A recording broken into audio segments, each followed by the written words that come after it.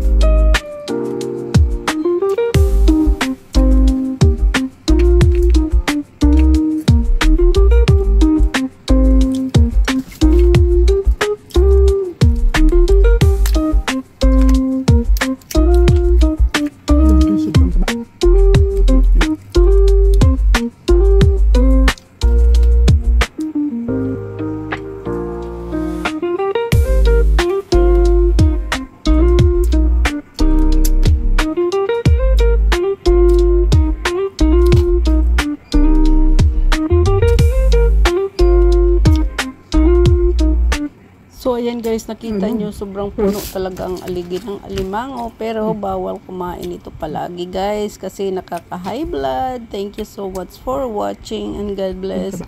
I love you all guys. Ingat kayo palagi.